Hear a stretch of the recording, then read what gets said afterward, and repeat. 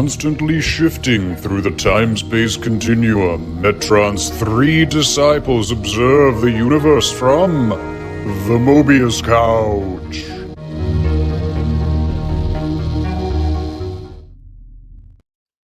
I'm wide awake, lying next to him, and I feel it all. I got a thirst for distraction that I can't take back.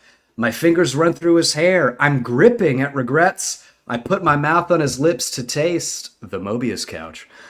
A time-space interdimensional vehicle from which your three hosts survey the world of comics and comic books. Today's opening lyrics, of course, Backseat, Charlie XCX, featuring Carly Rae Jepsen. Charlie times Carly. Is it Christmas? We are blessed. Two pop icons. What are we talking about? What are we talking about tonight? Talking Canadian about, pop? No, something else. Yeah, K-pop. That would be C-pop. K-pop is. Oh yeah, C-pop. Korean. C-pop. But we're not here to. Sadly, that's a different podcast we run, where we talk about collaborations between Charlie XCX and Carly Rae Jepsen, which so far only one song. So really, we just talk about Backseat from. We just talk about the one song. There's over 300 episodes though, so it's quite a deep dive. Yeah.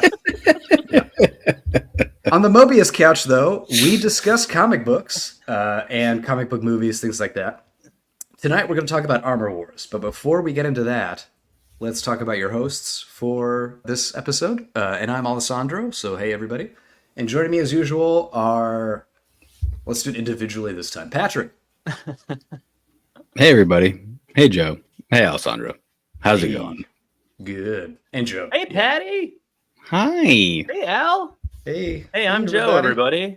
That's my right. voice you're hearing and seeing if you're on YouTube. Well, they're seeing you. They're not seeing your voice. They're seeing you and still hearing your voice on YouTube. No, you can see There's the no voice. visualization of your voice. Oh, I beg to differ. Have you been on YouTube?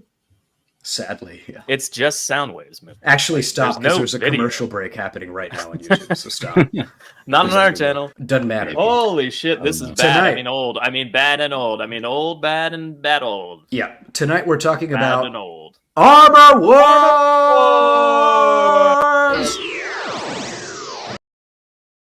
The Armor Wars. Of course, everybody knows what we're talking about. The definitive Iron Man run. Armor Wars! The Armor Wars! Whoa. Armor Warriors, get in formation, line up! Armor Wars! Yeah, this was a big deal. This was a huge deal. It's a very important comic. I know that this is an iconic Iron Man arc because I Googled iconic Iron Man arcs, and this is basically the only one that showed up because it turns out Iron Man comics suck, and like no one's ever read them. They do. They do. Yeah. It's kind of like if you do the same question for Fantastic Four, it's also Slim Pickens. Yeah. You know, it's... I think Iron Man shines in other books sometimes, like Avengers of the Ultimates. Or but I mean his individual. But like his individual book has never really been. Well, it's strange because, you know, in pop culture now, the MCU has a real outsized place. And Iron Man, Robert Downey Jr.'s Iron Man was kind of the foundational character of the whole MCU. But comics-wise, it's really just they were never very good comics, and nobody ever really cared about Iron Man too much. I was telling Patty, there's reminiscences or like hints of Iron Man 1 all throughout this. Like, well, they probably reached into it because it's a famous arc. I'm sure they did. Yeah. All right, but we are talking about not in a huge, I know. All right. Obvious way. Just didn't mean to drag on Iron Man as a comic book character, but but we're gonna do Armor Wars, which was a 7-issue run in the 80s. This was 1987, 1988. Iron Man issues 225 to 232. This is rare for the Mobius Couch, where we just do actual numbered, like mainline numbered comics. But this is issue. I guess it's rare. It's a little it's not rare. Unheard of, but it's rare. I didn't say unheard of. I said rare. I beg to differ, Al. The recording would say otherwise. But so Iron Man 225 to 232. This was written by David Macheline, Bob Layton, and art by Mark D. Bright and Barry Windsor-Smith. Interesting side note about the creation, the genesis of the Armor Wars, which, by the way, trivia side note, were not called the Armor Wars. This was the Stark Wars. If you look at the issues, I thought that was Stark so Wars. Weird. Armor Wars. Did they go back after the fact and just go like, "This is a good name"? They did. No, they literally did that because in the advertisements before, that sounds like such an old time, the advertisements for this run, they referred to it as Armor Wars, even though it's actually Star Wars. And so in pop culture, like fans would call this the Armor Wars run, even though it was the Star Wars. And then after the fact, they retroactively kind of renamed this the Armor Wars. Like collected at future editions referred to it as the Armor Wars. Even though it's the Star Wars. We were talking about this before we read it, but like, I guess my recollection, I had read Armor Wars 2. I guess I dabbled in a little Iron Man back in the day around this time. Tom, my older brother, really loved West Coast Avengers. He was on there for a while, so I got a little Tony Stark via my brother in that book, and some of that's in this, but like, I don't know. I guess I thought I had read this, but I definitely had not read this. So I was it's something. Before we get into it, another little creative side note.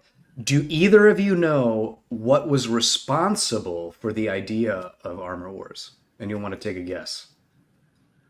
The space Star Wars race with round. The answer is Italian food. What? That was my guess. So in the introduction to the collected edition that I read, David Macheline gave an interview, and he said that it's because of Italian food. So he, Layton, and some Marvel editors were having an Italian food at a unnamed yet described as famous New York Italian restaurant, but he won't tell us which one. But during that dinner, they were spitballing ideas for they already set out, and they were like, we have to do an iconic run. That was the editor's prompt, was you got to come up with an iconic Iron Man run. And David Macheline said, what if his enemies steal his armor plans and copy his technology, and he has to fight to get it back? And they were like, you got your gold, kid. You know, you got the stamp of approval. You gold, kid. And that was the birth of the Star Wars, is Italian food. Yeah, I mean, I guess Armor Wars 2 was more the 90s, like closer to the 90s, closer to that horrible cartoon show he had. The cartoon show with the amazing theme song. It would have been better to do to frame the storyline as Tony loses his fucking mind and attacks government agencies for that's literally what. Yeah. Well, I mean, it would have been better to do any story that wasn't the story we get. Yeah, I would. That's true. No, but I mean, keeping with the story we got, if they had called it Tony loses his fucking mind and goes up against everybody that ever has touched his arm, it'd be more descriptive. It would definitely be more descriptive. Yeah. Well, let's get into overall takes. So that's how we usually start these. How did we all feel holistically about the Star Wars Armor Wars story arc? I'll begin. This was pure trash. This was awful. I didn't enjoy a minute of it. I don't know if these were giant. Let's talk about it for an hour. Well, I don't know if these were giant-sized issues, but they were interminable. They would never end. Every single issue took me 8 days to get through. Yes, it was just the pacing was bad. The story was bad.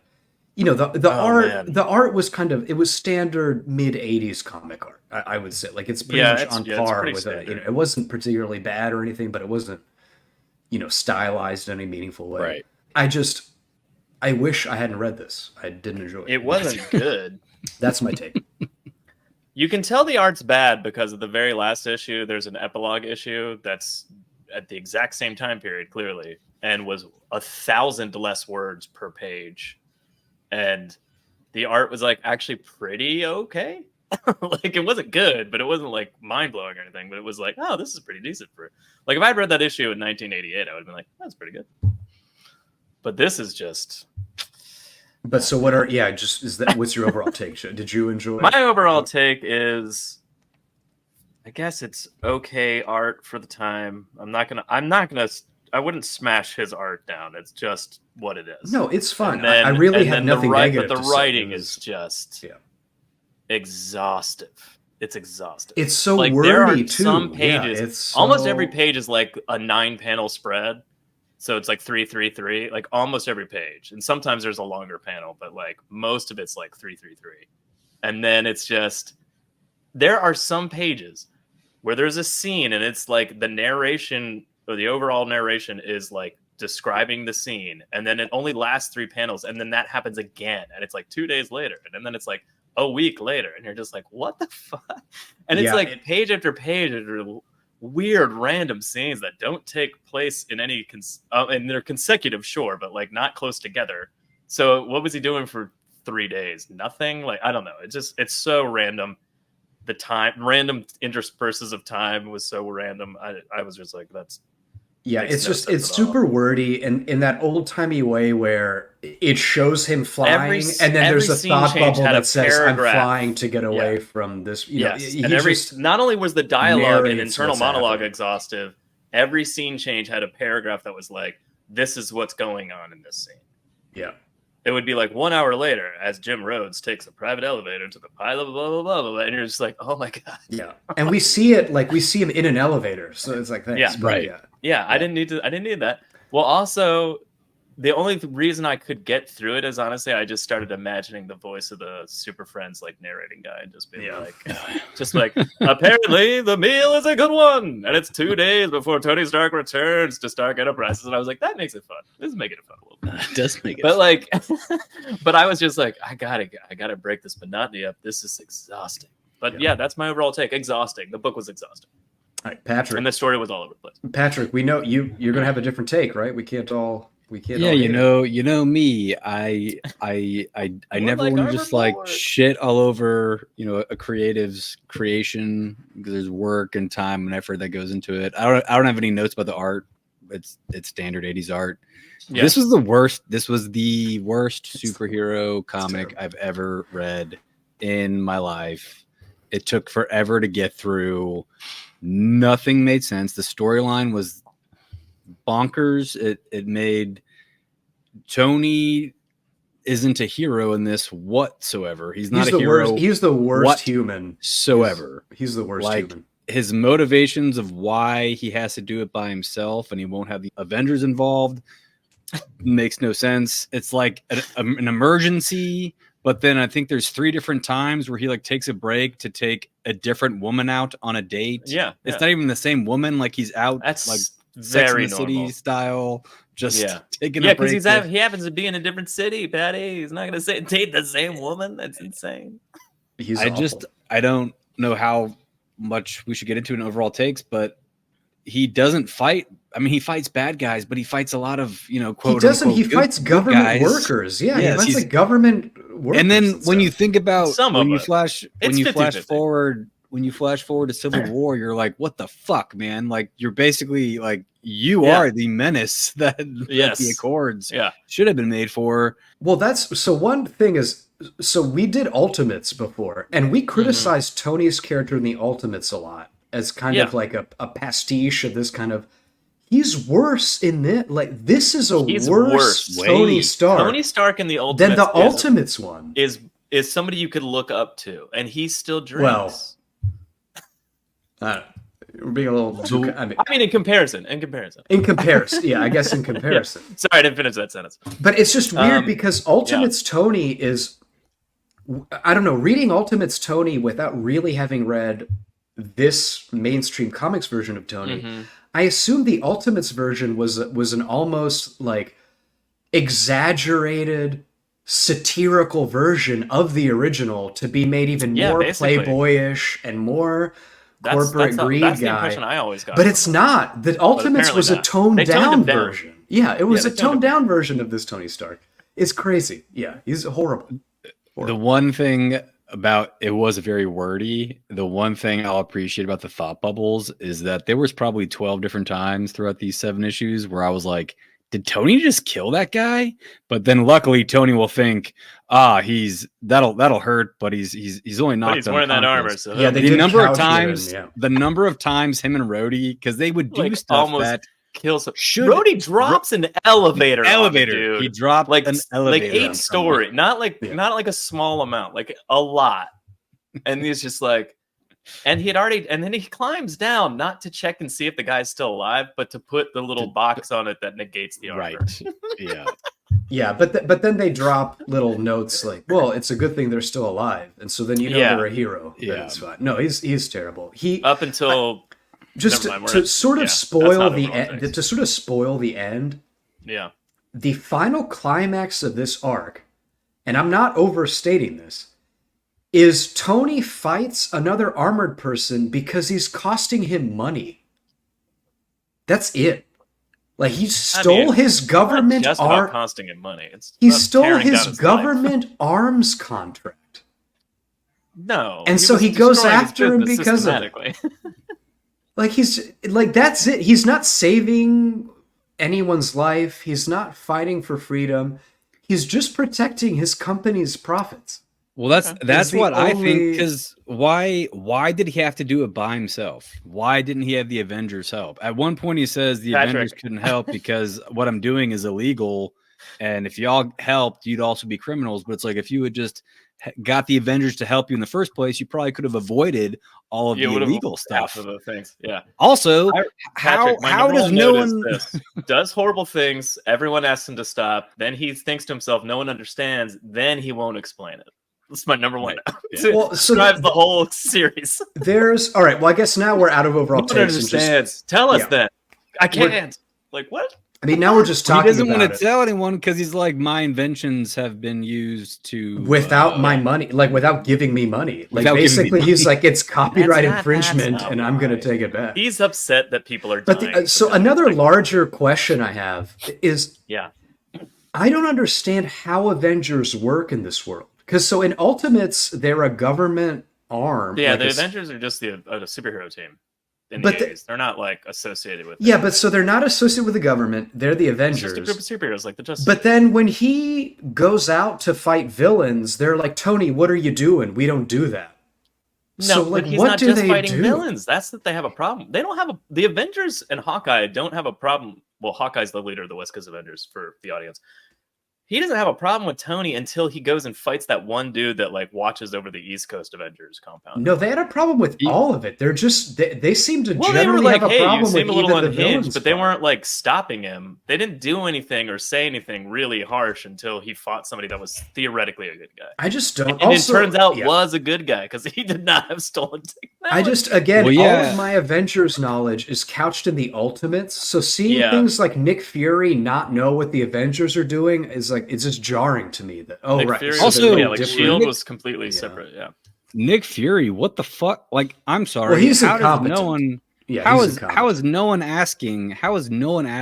Could Tony Stark be Iron Man? How is no one asking? It's bizarre. Question? It's like, so. This is so. I gotta say. Also, by the way, I don't envy the writers from back then. Like, it's exhausting to come up with a million reasons why Tony Stark is nearby something that's happening, that Iron Man's also there to keep his secret covered, and all this shit. Yeah, but is just must have been like jumping through fucking hurdles after hurdle after hurdle as a writer. It must have sucked. Yeah, so but the thing is, it's so laughably clear that Tony is Iron Man. That's it's the just part so of it. weird so that like they're still doing this dog and pony show. Like, well, he's not. Yeah, you're just like, what the fuck? It's not and the only reason it works so at all is because Rhodey's there to like fucking cover it up for him all the time. And then there is a portion of time when Rhodey is Iron Man for a while, so they can be in the same place at the same time. So like.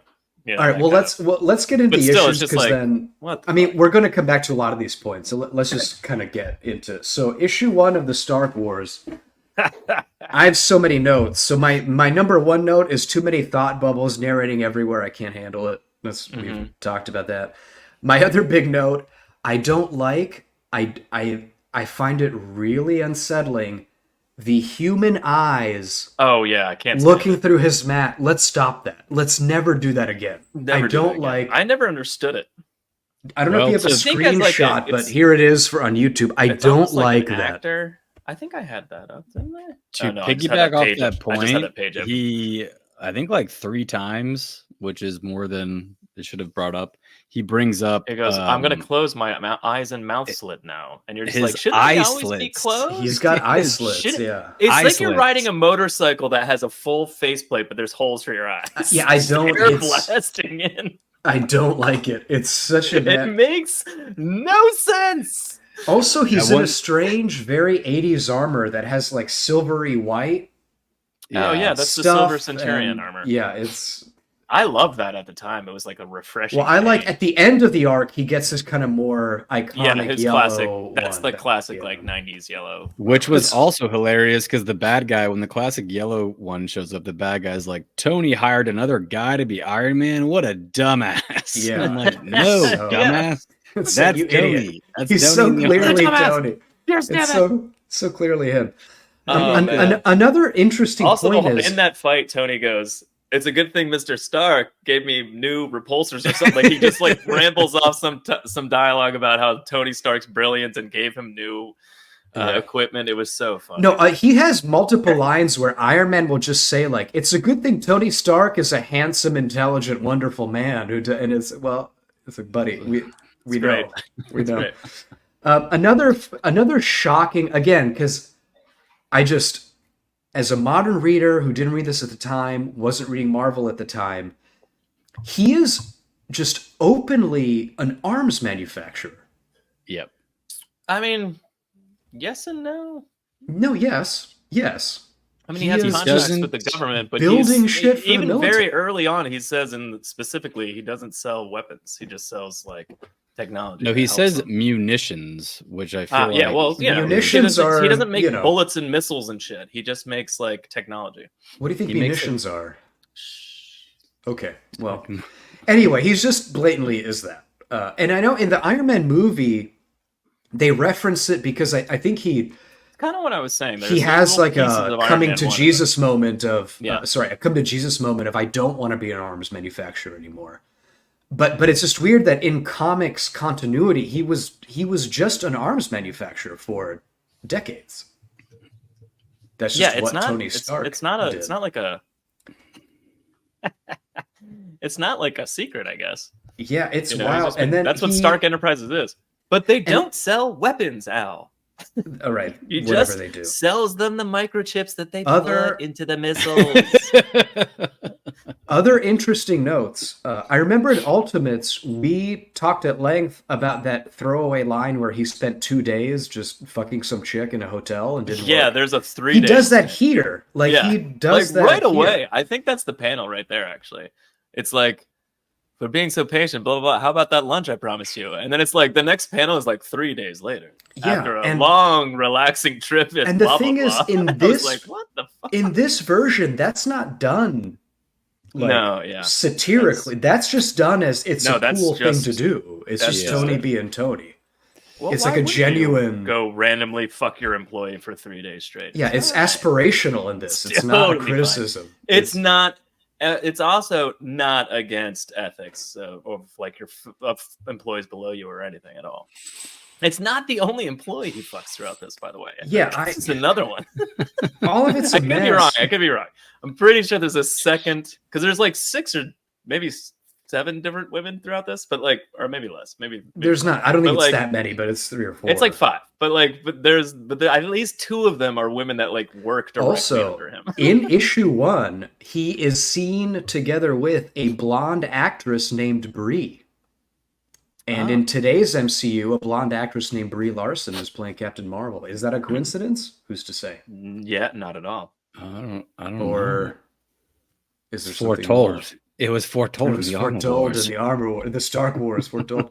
Oh, it does say And- it's 2 days. I was wrong. Yeah, The meal and is then- a good one. It is 2 days before Tony Stark returns to Stark Enterprises headquarters north of Los Angeles. But then in issue 1, so he discovers that his armor I mean, they don't tech. blatantly say he fucked that girl for 2 days. Like they It's just true. say They're like, he probably went reading- to dinner. they're probably The meal was sharing really Bible good, and then verses, 2 yeah. days later, you know, Yeah, they were they holding don't hands say and- it.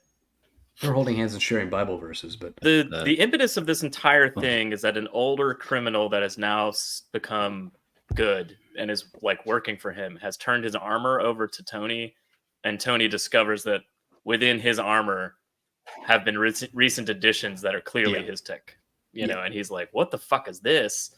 And then he's losing his mind, and Rhodey's like, hold on, Chief, which he calls him 1,000 times. he calls him throughout Chief. this. Yeah, he calls him He Chief. calls him Chief about 1 million times in this book. Is like, what's going? He's like, what's the problem? And he's like, you don't understand. This is all mine. I don't know. Like, One thing I'll say about Rhodey, the whole thing, I'm just going to circle back to what Patty's been saying the entire time. I don't understand why he didn't tell other people what was going on. Because it's would have money. been immediately on his side. Because it's money. He's protecting his company's interest. It would have been bad PR for Stark Enterprises. I'm convinced that's why he didn't tell anyone. It's money. It's because the other thing is, think about it like logically. His ostensible spoken reasoning is, oh, well, I can't let my tech be used by ill actors or whatever. Mm-hmm. Right. Well, buddy, you're a weapons manufacturer. Like, your business is selling your tech to the fucking military. Right. So you can't then well, what if it falls in the wrong hands? Like, it makes no logical sense. It was about money. It's about him not getting money for his tech being used. Still, by all right. people. So on that note, keeping that in mind, there's a scene later where he gives Cap a shield, and he's like, "I'm going to do him this favor, and I feel like a piece of shit because secretly I'm doing him this favor, so he won't fuck with me later when I know I have to go to this like government or compound or whatever to go take out more armor to get the mandroids." Yeah, no, that's before. All right. Oh, after. okay.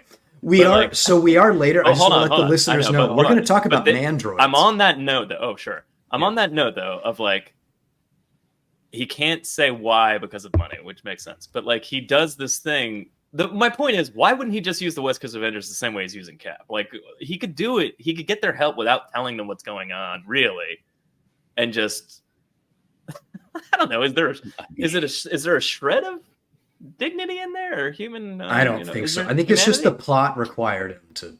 Also, like, this is a tangent, but does Rhodey owe Tony like a life debt? Like, why is he must. So I was going to make that point. So I was going to make a point about Rhodey. Rhodey in general, this man has the patience of a saint. He does. Like he put on whiteface for him. Well, he puts on full white. He supports this train wreck of a human being, which is Tony. Through he's there with his helicopter nonstop, and like he's his employee. It's wild the amount of shit Rhodey puts up with to support. Rhodey is his Alfred, but they're friends. Yeah, but Alfred groomed Bruce from a young age. Yeah, I guess. But I mean, and Tony's been grooming Rhodey in the opposite direction. I don't know. Yeah, but anyway, Rhodey. Look at all these favors I've done. There's also a scene where Rhodey asks for a raise. Sorry, Patty. Go ahead, Patty. Rhodey asks for, he's like, how about that raise we were talking about? And Tony's like, anyway, blah, blah, blah. And just does not give him a raise. And it's like, this dude works for you 24/7. It's not like he says no, but he doesn't say yes either. And the next giant thing of dialogue is like all the next things they have to do. And it has nothing to do with this thing he literally just said to him. The other thing is, so Rhodey is on call 24/7. And he won't give it a raise. He should have stock. He should own half of the company. He should have stock options. No, Rhodey, his character, I'm more used. The most exposure I've got to Rhodey is probably actually the MCU, but Tony is acting, in my opinion, completely unhinged, and the decisions he's making are terrible. And I think the only time Rhodey challenges him on anything is when Tony goes to, I guess, get drunk that one time. But for the most part, every insane idea he has, Rhodey's like, yeah, I'll dress up as fucking Electro to get captured and be put into a supermax bizarre. prison. No problem. It's crazy.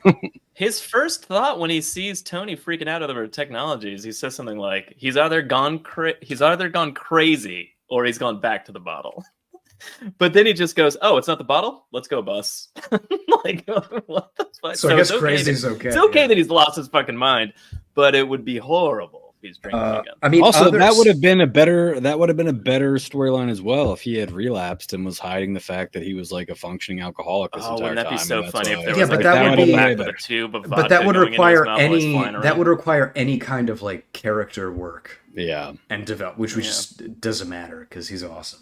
So I have a few more for issue 1. He takes off his suit, which, by the way, he wears right against his skin. And he does. It's alcohol just pours out of it. Well, the other thing is, in a later issue, he takes off the suit. It's direct metal on. There's no body suit. I had that on there. Look, it's just. He doesn't even wear Under Armour. Not that exists. It's just flat on his skin. Sweatpants. Yeah, it's crazy. Another thing I wanted to mention. Yeah. So there's a scene where he's chained between two tanks and slams the tanks. I'm not used to, like, Iron Man is Superman strong. Apparently, Like yeah. I'm not used to, because again in the MCU he's more laser and flight focused. But in this he's really strong. Does he do anything like, with strength in the MCU that's not like, I mean, he does, but it's not like way above human strength. Yeah, it's like but Captain America's strength. in these issues, he's Right? basically Superman strong. Like, Well, he's that one quite- scene he's really with strong. the tanks, like it's not even a struggle for him. He like nonchalantly, it's Yeah, like just Superman whips breaking him. a pair of handcuffs. Like he just like Yeah. whips him. tosses him. Yeah. Yeah. So that was kind of jarring to read. He almost did it absent-mindedly too. It's not like he even did it like super on purpose. It was just Oh, also, like, I'm sorry. he was like thinking about something else, and then he was like, "Whoops! Smash those How tanks many together." how many tax dollars did those tanks cost, by the way? Well, it was a test. Oh, Pat, we have military Arizona grounds. deserts full of unused tanks. It's not a Yeah. problem. Like We've all our seen that. military does is overspend on tools. I they mean, don't this use. is pre the war in Iraq, so I mean, like it's fine. Buddy, the military. Eisenhower was warning Nothing us was about the happening in the military. 80s. It was the Cold War. They had tanks just sitting around. Dude, Joe, It's not a big Eisenhower in deal. the 50s warned us about the military-industrial complex. We've had surplus tanks sitting in the Yeah, desert we've had tanks just sitting around. forever. I thought they did do a good job with one of the generals towards the end. It's a little bit of a random note, but he says something about the final battle with Iron Man and to do it in a place with not a high population because civilian casualties are embarrassing. Yeah, embarrassing. He's Not, not wrong. He's not wrong. well, it It's would be embarrassing. It would be very Not- embarrassing for the yeah. military. And it wasn't because it was just embarrassing. It's because he made it sound like currently people would care.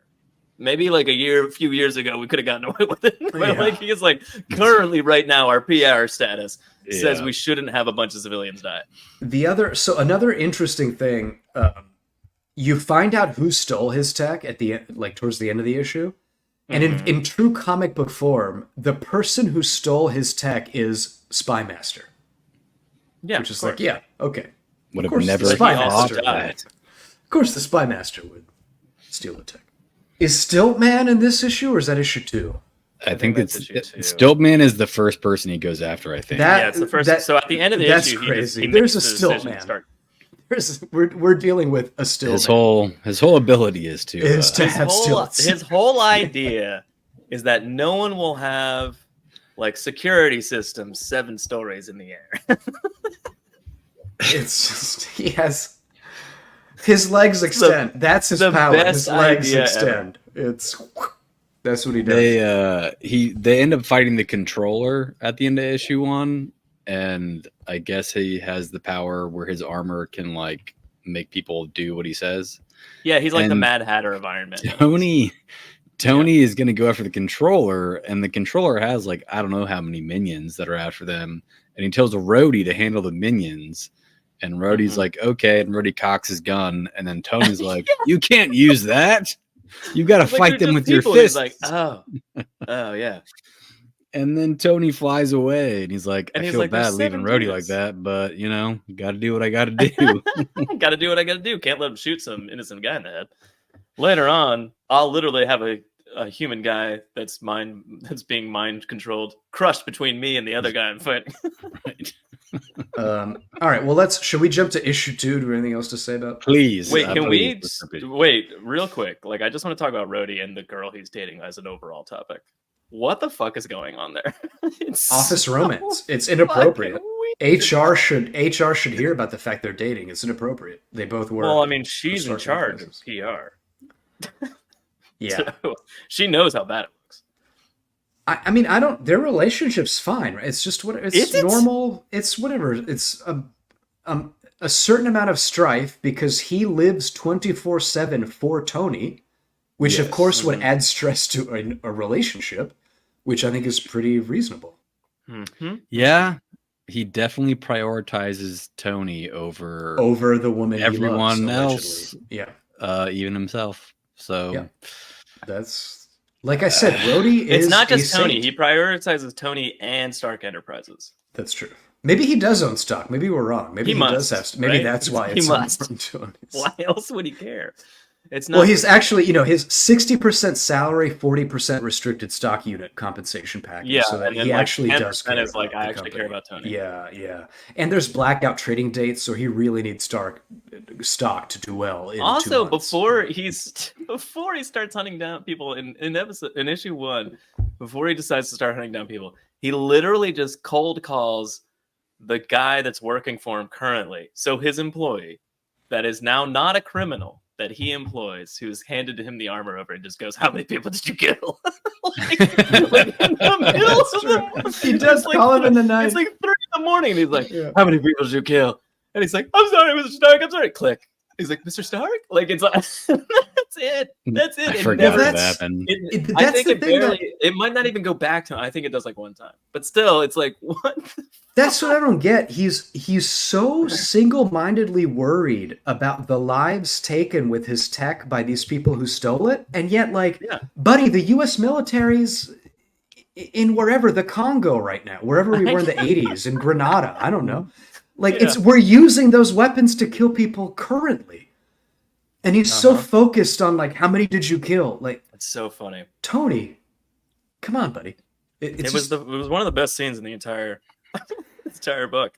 It's crazy. He's a sociopath because he would bring it up all the time. Like, you don't understand. There's so much harm was done with my technology, and it's like, we fucking get it, dude. You've brought that up like 25 times.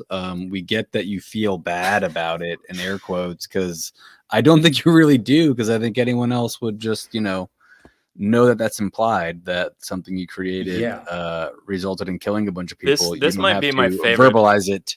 I would say on a issue. scale, on a scale of like 0 to the film Oppenheimer, this is more on 0 on the scale of like, do we, let's examine that topic of creating a killing machine. This is far from it.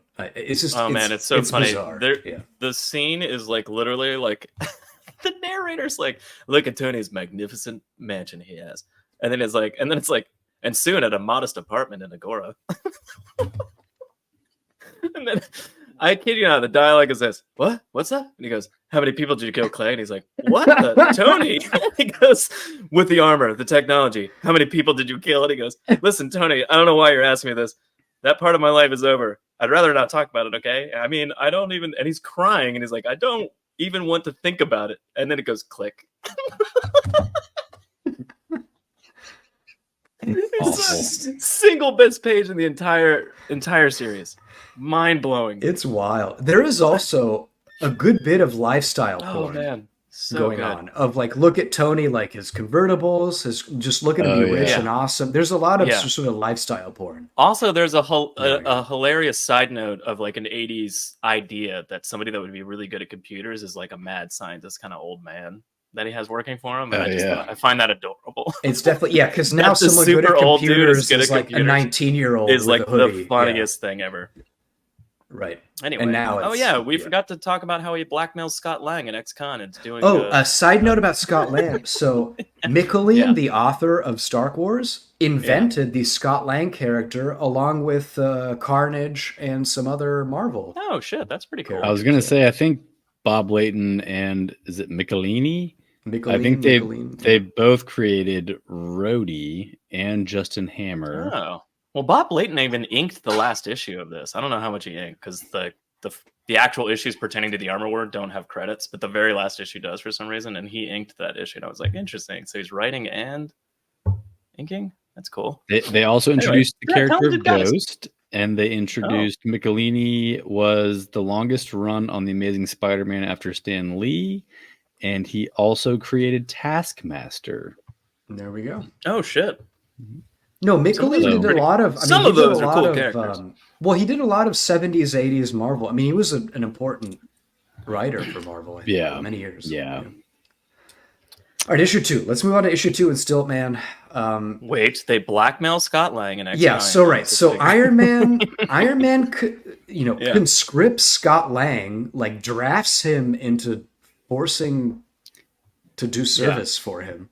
And he doesn't know that Scott is Ant-Man either. Like he doesn't Yeah, know that's that the weird. Scott has So I already powers. like. Nothing makes sense. I thought it was in really this, yeah. funny because Scott Lang heist was kind of fun, but at the same time, like it's really weird that he blackmailed an ex-con, and then also the amount of fucking like secret identity bullshit that was going on back in the 80s comics was Nobody so knows who anyone is. exhausting. Yeah, no one knows It's who like, anyone holy is. shit. So much better when heroes are just like, oh yeah, it's Bruce and that's Clark and blah blah blah, and like yeah, we get it all. Hey, don't call him Clark. It's Kal-El, okay? Yeah, Oh, sorry. Don't call him He Clark. goes by Clark. But you Not know, in Kingdom anyway, Come. I just thought that was like really kind of almost odd, but then at the same time, I was like, I guess that's how it was back then. I remember that, but like, Yeah. I guess it's been so fucking long since that was like the status quo. It was just very odd. Yeah, and it's jarring. weird. But so Tony's grand solution is these kind of giant. Well, battery the pack key is after the heist, sized- they get a list of everyone who has the tech, except for Well, right, one. but his solution to the problem though is like he has these big like first aid kit sized packs Yes. that he's Yeah. sticks onto your armor, and then that scrambles his tech out It of it. fuses like the circuit boards together and melts them and shit. Which is why he was like hesitant to put it on the controllers minions, because they were humans, and he was like, if that circuitry is like embedded in their skin, it could like melt into their body or something. It's like, I gotta take out the controller. So then but then the controller, so he eggs the controller on, and the controller literally crushes a kid between him and Tony as they're fighting. And then Tony just beats the shit out of him on the beach, and He basically brutalizes. only doesn't murder him because he happened to not die. Like he basically just murdered somebody. No, it was always the plan to not kill him, dude. Look at the narrative thought bubbles. No, he's like, I don't give a fuck. It was always the plan. He says, I'm gonna be the one to end it, and then he blasts Okay. the fuck out of him. Okay, we're on issue 2 now. And then he issue walks 2 away, is still and he's mad. like, "This is issue 2, isn't it?" Control. No, issue 1 was a supersized issue. It was like I think Oh. Controller was issue 1. Issue 2 yeah. was Stilt Man. Oh, it's right. Where- It's right at the end. No, issue 1 was all. No, issue 1 is Stiltman Stiltman was too, then. also. Yeah, Stiltman and Oh, Controller. issue. Oh, Stilt Man is still issue. Jesus Christ, let's do issue Issue 2. two I is guess. Stingray, and So the flying dudes. He gets a list of everyone with his Mhm. armor tech except one. He doesn't know who the last one is, so he just randomly guesses that it's Stingray, who I believe is on the East Coast Avengers. So he's And it also turned out he I don't know didn't if have the he's- tech. It turned out he didn't have the tech. Technically on the East Coast Avengers, I think he was just like He they weren't protects there, their and he lair, like watches I their guess. headquarters Yeah. when they're not there or something weird. I don't know. But it turns out Stingray didn't have the tech Yep, anyway, no. right? So he attacked an Yeah. innocent man for no He nearly Also, by the way, killed like, and Stingray. I know He he nearly killed him. Yeah, he had to drag his nearly lifeless body out of the water after they fought underwater. Oh, first of all, so And then he's issue like- 2. Sorry. Flies away. Sorry. Good thing no one got hurt. Yeah. Well, first of all, so issue 2 is appropriately titled Glitch. No. Just want to introduce that. But yeah, so in this one of my notes was, like Stingray isn't a villain. He's just attacking a good, innocent I mean, man. he confronts him for like a millisecond before he just goes, "We're fighting." And granted, it's Stingray that's like, "Fuck you." He's like, But that's "I need a your armor. totally- You're gonna give it It's to me." well, And then he's like, Tony. "Fuck off," and flies Yeah, away. And it's- he's like, "Oh, now we're fighting." Well, it's with the same subtlety that Tony calls people at 3 a.m. to ask how many humans they've murdered. He just Yeah. confronts Yeah. Stingray. That same level of subtlety of just. This is gonna my fight major. This is aside from all the other stupid moments in this.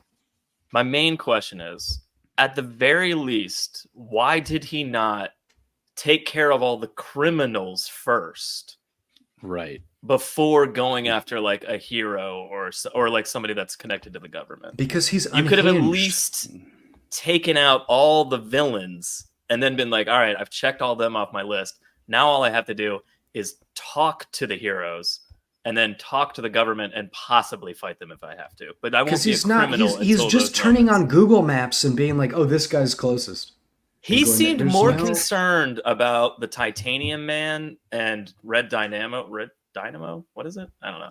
Whatever, the Russian ones. It's Crimson. He was more Dynamo? concerned about Red Tornado? Crimson Crimson Dynamo. Dynamo? Red Tornado. He was more concerned about going to Russia and creating an international incident than fucking attacking Stingray in the United States and other government officials before going to. Like he considered that one like more like, oh, when I do this, that's gonna cross a line I can't go back from.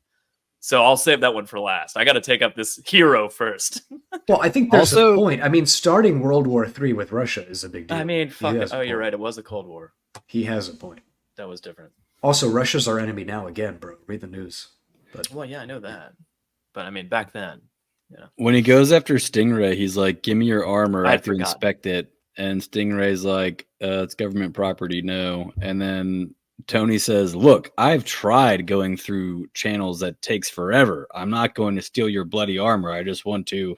But it's like, did you really try going He through the didn't proper try. No, he channels? didn't at all. Did you at all? Never Did you? tried. well, I mean, there's the BS with like getting his lawyers to like talk. Yeah, to he's trying to everybody, like- basically sue for copyright infringement, but on Yeah. superhero armors, and then they're like, which and then isn't- they're like, yeah, you didn't actionable. patent any of this, and he's like, it was supposed to be a secret, and they're like, that's not our problem. Oh, so we get like Justin Hammer scenes, Stingray. right? In issue 2, do we get introduced to him at this point? Justin Hammer even in this? It's weird because I feel like they bring him up a lot, but you don't really see bring him up More constantly. He's not even importantly, Oh no, you're right. It's not Hammer. It's another evil It's businessman some other like who isn't somebody Hammer. named Cord, Yeah. but not Ted. Right. It's a non-DC Cord. Mm-hmm. Who's this Cord? Doesn't that look like someone who should be named Justin Hammer? yes, because his head looks like a hammer. Like that looks like someone who should be named Justin Hammer. That's but true. It's Cord. Yeah, he does look like Hammerhead, that classic Spider-Man villain. But instead it's Cord. what? I don't understand. So when Tony's talking to Stingray, Edwin Cord. It's Edwin. why does he Cord. just throw the box on him without talking to him? I don't know. I don't And then know. it would either melt the shit because you have the opportunity to actually just stand there and talk Yeah, to just somebody before you start surprised- fighting. Just do surprise it. him with the box. Put the little ghost trap on him. You know. None of it makes sense. Also, we get And, more and views. then if it doesn't do anything, then you're like, oh, no harm, no foul. And if it does something and shorts his armor out, you're like, you fucking stole my shit. And then you could fly away. You're done. We get more panels with his eyes poking through, and then Oh, more yeah. panels That's of just constant. armor on skin. I was about to say- in the Stingray issue. Yeah, when he Yeah. goes underwater after Stingray, you get the narration. Iron Man cybernetically lowers plexiglass shields over his mouth and eye slits. So gross. Eye Again, slit? the idea that you have an iron face mask and you're flying through the air with nothing protecting your eyes is like the Yeah. most laughable Another idea. This is something that feels very 80s Marvel, because like Cap, I feel, does this a lot too, but the finger point. Oh yeah, the whole like You know, the need hero to- pointing Yeah. a finger at somebody feels very 80s Marvel. I think it's Right. maybe it's like a Harrison Ford. It's the height of Harrison Ford's popularity. Maybe it's like a Harrison Ford thing. Han Solo points, Indiana Jones points. Oh yeah, he points and everything. Jack Ryan. Jack Ryan points. Watched Patriot Games and Clear and Present Danger over the weekend to really? celebrate July 4th. Yeah. Oh, I Yeah. watched those actually a couple years ago. I did a whole Tom Clancy, Jack Ryan Interesting. thing. Yeah. Yeah. Patriot Games not that good a movie No, these days. no, it wasn't at all. Pat, Anyway, did you see Hunt for Red October? I think that one holds up a little better. but that one is supposed to be the best one, but I've never That seen one's that like Although celebrated. it does feature Sean Connery as a Russian admiral, Sean which is Connery. a fascinating experience to live through. one. Almost as crazy as him bad being a guys had an Spaniard in English the or Highlander. Scottish or Irish accent. Yeah, yeah. In the This also features Tony firing Iron Man in front of the press hmm because What a because good- the Iron Man has been Again, I outed think, like, as attacking. Another connection to the MCU is that they were just like, let's just like they probably read this and they were like, oh god, let's just cut this shit right before it becomes a thing. And he's just like, I am Iron Man, and they're like, yes, that's Yeah. much better. God, But this so was it bad. becomes a problem because, like we mentioned, Stingray is a quasi-government official, and so Iron Man Mhm. attacking him becomes problematic. And so Tony says, "I fire Iron Man," and I'm yes, but definitely some not of the Iron heroes Man. know who he is. So I don't, Right. I'm like, what the fuck? Like, why didn't Cap confront him right then? Like, you beat the shit out of our buddy. Like, Well, what because the Cap fuck's wrong doesn't with come in till issue 4 or whatever. That's you? Oh, but he's also not Captain America right now. I forgot. right. He's U.S. agent. What is he? He's got like a black suit. No, What he's is he right just now? no. Well, it's U.S. Is he agent's Nomad or- costume. He's It just looks like the US cap- agent's he's just costume. the captain. Ah, of course. He's just the captain. All right, well, let's go to issue 3, which is, of course, titled Man to Mandroid, because we're going to talk about mandroids. Yeah, this is armor that Stark made for S.H.I.E.L.D. They look like First, he takes juggernauts. out Beetle in a hilarious Hollywood party scene where Michael J. Fox is in attendance, as well as the guy from Miami Vice. Their name escapes me currently. And somebody Johnson. who we're supposed to know, Don Johnson, thank you. Is Dakota Somebody who we're Johnson's supposed to know father, that by I the way. don't know. Well, because this is a big, I mean, this is typical comic thing of Tony's a cool rich dude, and so they name drop very topical. Well, he also lives in he lives in California. It's not that weird. Yeah.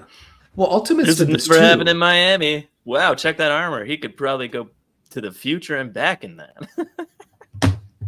Fuck out of here.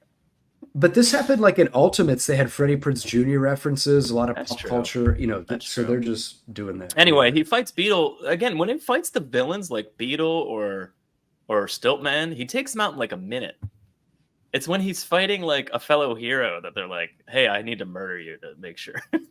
There's like a whole drawn out fight where he as Tony Stark tricks Fury into luring the mandroids towards his own mansion, just to attack them and take out their. It's like this long drawn out thing, tricking the heroes into fighting him, basically. Yeah, he also so And the his same thing as mansion. Stingray. They had this long drawn out fight. Also, so in the Iron Man film, his mansion is kind of like a Hollywood Hills type mansion. Yeah, In this, they it looks kind like the fucking Venture Brothers compound. It's just like this laughably sci-fi looking complex. It's kind of reminiscent of the house in the movies. But it looks way more like Don't you think? 80, like sci-fi sort of 80s setup. The There's a circular helicopter bay. portion, yeah. The circular the part portion that hangs over off the cliff reminds me of the movies. Yeah, Well, that part's Yeah. like in the movies. Yeah. He The also driveway he's up to it looks like, okay, it's pretty and I know similar. that it's not bad. You know, I'm not trying to be homophobic or whatever. It's just he disrobes in front of Rhodey so much.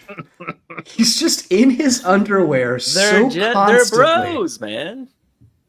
Rhodey is an employee. He is. Rhodey He is his is. employee, and he's He constantly strips down to in his his underwear in front of Rhodey and just standing in front of him. Like for an Constantly extended in his period of time. underwear. Like he doesn't have pants off to the side. Put some pants on. They have entire conversations where he's just in tidy whitey underwears. He's also talking Talking to his directly employee. to Hawkeye and the West Coast Avengers, like on screen. Like, and granted, it's like only like nipples and up, but like to them, he might He's as well just be naked.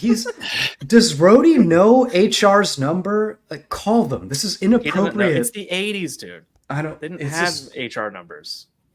It was one lady behind a mountain of paperwork in the basement. It's what they have entire conversations on the phone and off, and he's just in his underwear. Will not put on. It's clothes. fantastic. I think it's fantastic. Will not put on clothes. He's got some legs on him. Some long legs. He does. How? Oh, let's talk Snyder scale. Does he register, Pat? How do you feel about his physique? I mean, he is pretty toned. I mean, I guess. He's pretty He's- ripped. He's on the scale. I don't know. 2, 3. 2, yeah, 3. Yeah. I was gonna say 3. Yeah. Again, we got Mockingbird I saying mean, he's got some tiny bit of fat on his ass. He doesn't have super pronounced abs. yeah, he he's is not really ripped, but he doesn't have. Well, super it's pronounced more abs. it's more 80s style ripped, right? Where it wasn't Yeah. as defined as kind It's of like Tom modern Selleck bodybuilding. ripped from the No, he's more ripped than Tom Selleck. Are you kidding? No, it's a drawing of it. Tom Selleck was never that, buddy. I mean, Tom Selleck looked pretty good in some. Yeah, he Not looked. look at not that good. Look at that. Oh, that's the wrong. Here we go. I mean, have Look you at seen that. Tom Selleck in his prime in Magnum It PI with his keeps- shirt off? It keeps. I feel like Yeah. I saw a recent photo of Tom Selleck in his prime, and he was He's pretty pretty big. ripped. Yeah. Not. I'm sorry. He's not this. I mean, Al, if we had time, we could just pull up the internet. You can look. This isn't a discussion. I'm stating the fact that Tom Selleck was not as ripped as Tony in this. It's not a discussion. It's just the. I think you're wrong. Anyway, Yeah. Mandroid I, mean, fights. I don't know. What does he do? He was pretty ripped. That's pretty. I would retract say my statement. He looks That's good. pretty He is pretty fucking ripped. ripped, bro. He's about as ripped. I retract. I guess what confused it for me is Tony is less hairy. Oh yeah, there's So you there's see far like less the body. musculature more directly, yeah. But Yeah, Tom that's Selleck was true. pretty ripped. Tom Selleck has a mountain of body hair. That's true. Pat, can you send me that image just so I can confirm on my end? Yeah, totally. Thanks. All right. like you No, need just so Patty I can confirm. You I just want to Google confirm. it yourself. I just want just so I can confirm on my. I just want to look at it side I by wouldn't. side. I wouldn't do anything else with that image. It's just so I just googled Tom Selleck naked, and that was one of the first. I mean, so easy. Photos that came up. Look, Google, hey, I want to Google's algorithm. Great result for that. Okay, So how does Nick Fury not know? How does he not know anything? How does he not know anything? He is so incompetent in this. You're the leader of Shield, man. How do you not know? Tony doesn't is Iron know You Man? just fucking shit. killed me. He doesn't know shit.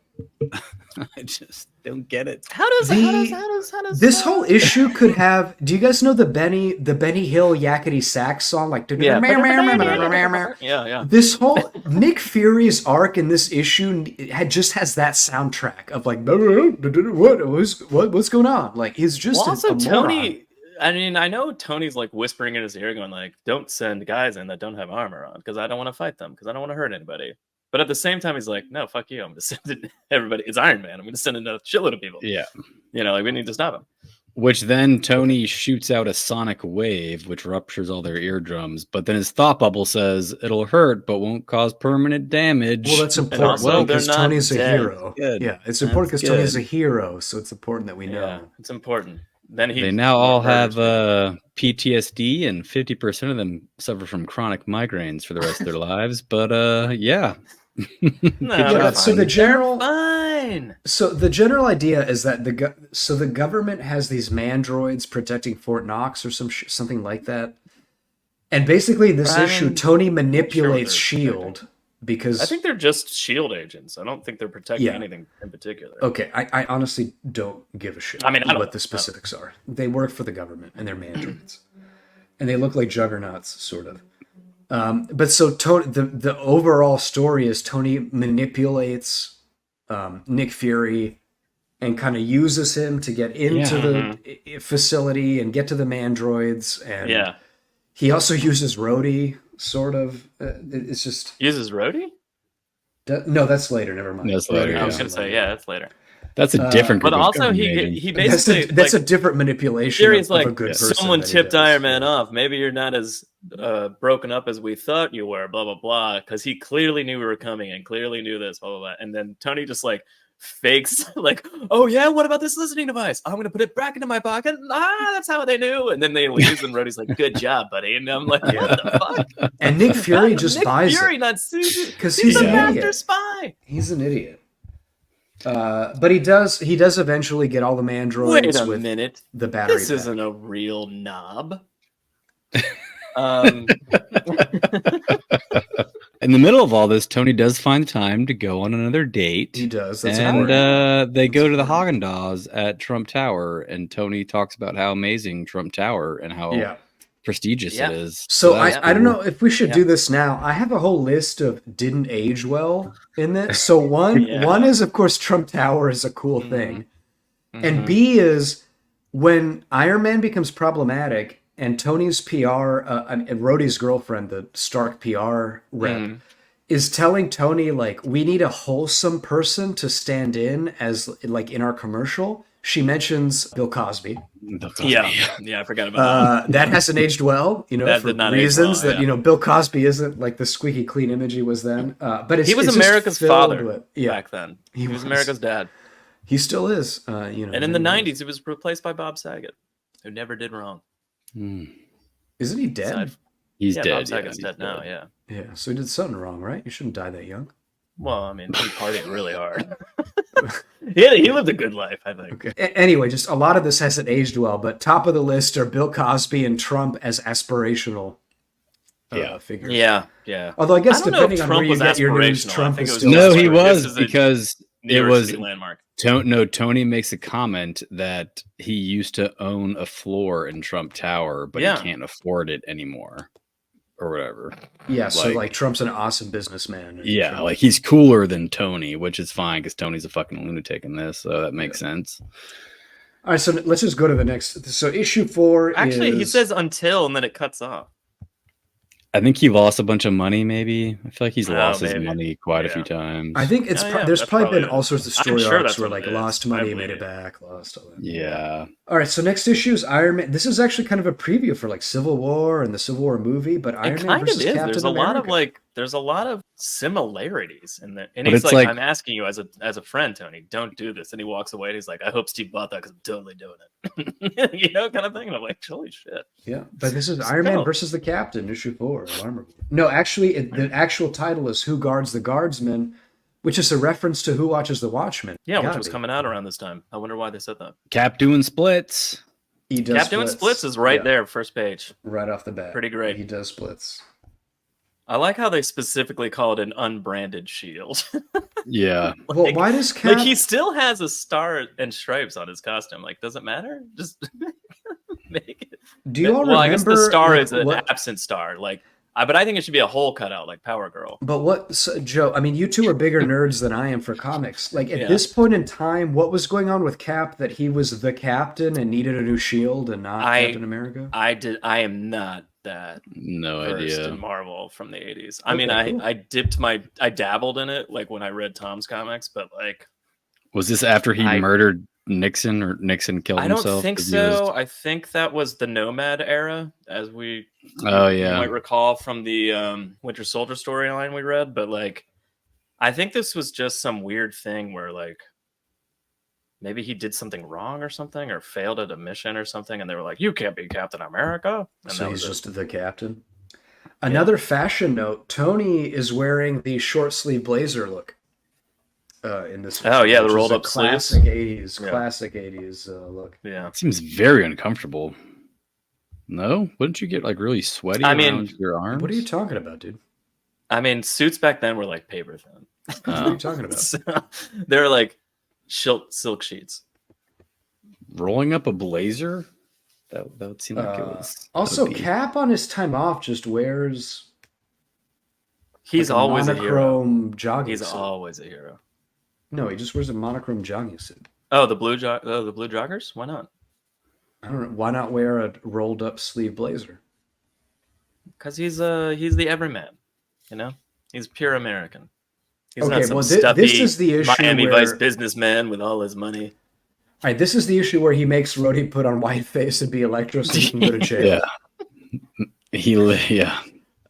Which is something that happens. And not So only does he they go to take jail, 3 he gets days. caught in a literal net He and is takes dragged to jail in a net. He takes 3 days to build a suit from scratch that will reproduce Electro's powers, just so Rhodey can put on whiteface and get captured and get put into this facility.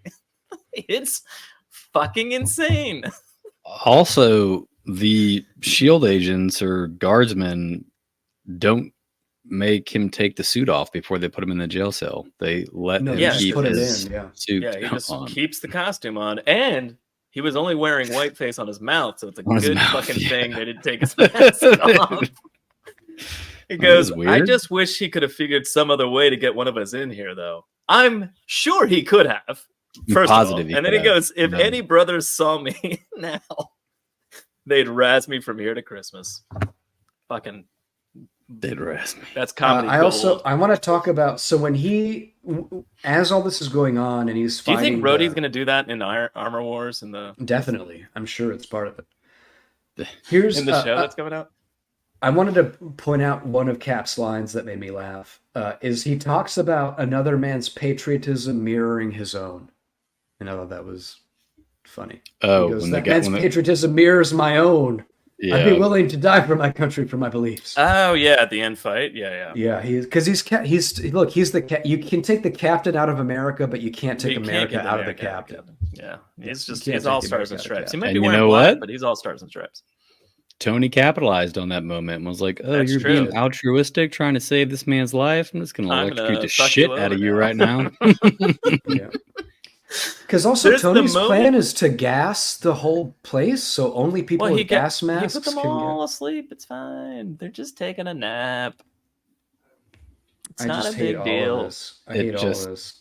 They bring up eye slits again in this issue. Well, I want to show this panel, right, of Yeah. Captain America's reflection, which has eye slits, on his face, which has eye slits. It's terrifying. Well, Captain America's wearing a mask. But I don't like either.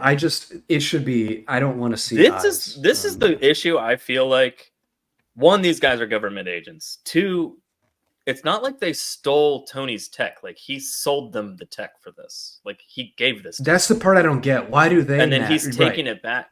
And then, and so why does he consider them a security risk? I don't get it. That's the part that didn't make sense to me. No, wait, I guess the idea is that Justin Hammer could take it from any of these guys and then but I don't think he sold them. I think these suits must have been Cord created, right? No, I don't think so. I think I could be wrong, but either these ones or the Mandroids, Tony blatantly gave them the technology. Taking it back. I just assumed they were all even maybe they were just Cord it might be both Industries of them. ones. No, I'm pretty sure these guys are government agents, just like the Mandroids were, and I'm 99% sure that then that doesn't make sense. If he directly sold them the tech, why is it a problem? That doesn't make any sense. Because at any point in time, Justin Hammer could get one of these suits, and the whole problem spirals out again. Which is all solved by the end of the Armor Wars by the old man computer scientist. He figures it out. Because he figures it out.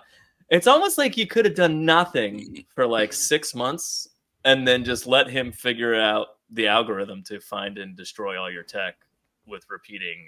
All right, let's just move on to issue 5. Well, no, there's more to talk about in this issue. Okay. First of all, this issue. Tony... Well, what I was going to say before you start, this is what I was going to say about this issue. This is the issue that I feel like he really him and Rhodey just went on a tear, and these guys just work for the government.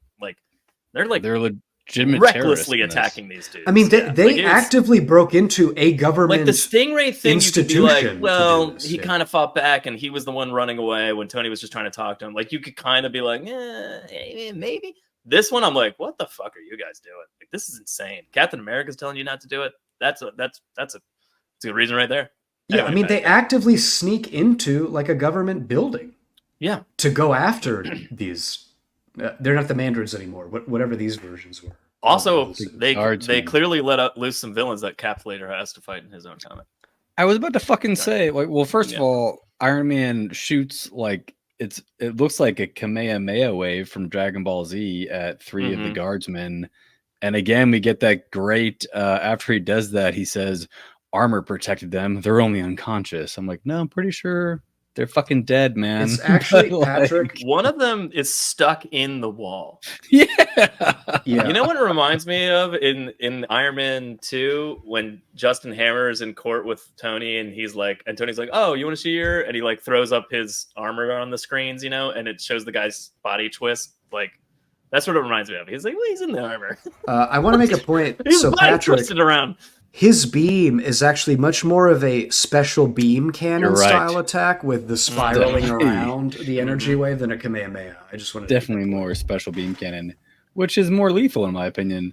And then Rhodey, like Joe just said, Rhodey blasts like a generator, and I'm which pretty basically sure frees those prisoners. Releases and frees all the prisoners. Yeah, and not just regular they're still prisoners. in jail when he runs by them though, so I don't know if he freed them. Maybe it's system failure started to happen after that. They were slowly released. These guys are off the rails. It's just they're wild. They're just going hog wild on government property. And it's crazy. It's absolutely crazy. The whole issue, I was just what the fuck is happening? One of the guys, in fairness, just doing his job and trying to protect the facility that he's in charge of protecting, is really trying to hunt down Rhodey and basically kill him. So in Rhodey's defense, he's trying to stay alive. It's not like he's but I mean, he also broke into a fucking government facility. So what do you expect? But again, he drops a goddamn elevator on the dude from 8 stories up, and it's just at least 13. him. It's at least 13 stories. It's insane. When that happened, I was Jesus fucking Christ. And again, you have another Rhodey going. Yeah. Guardsman probably ain't hurt because of the armor, but I better get down there with a negator pack before he comes to. Again, not gonna go check to make sure he's okay. I just need to make sure. I'm just gonna take out the armor, so if he armor. is okay, he won't also kill me. It's crazy. The armor that saved his life, and he's currently got an elevator on top of him. I'm gonna go deactivate that real quick. And keep in mind, Rhodey doesn't have armor on, so he can't like lift the elevator. Yeah, he's just running around in guy. whatever he was wearing under Electro's costume, which I don't understand isn't just underwear. I'm confused. Another quick, I mean, just because we're at about the halfway point of the story, so I just want to take a quick side note. When we were going to read Armor Wars, my concept of what Armor Wars would be was something like Whiplash and Justin Hammer and Ironmonger and all these different dudes raid Tony's armory and steal armors, and he has to fight Hulkbuster, he has to fight like undersea armor. Oh. He has to battle all the different versions of his own armor, and that's the Armor I always Wars. knew it was going to be... I mean, I knew enough about it to know it was like people have his technology in their own I just mean armors. like in my mind was something like he's going to have to fight his other Iron Man versions, and like that's kind of interesting.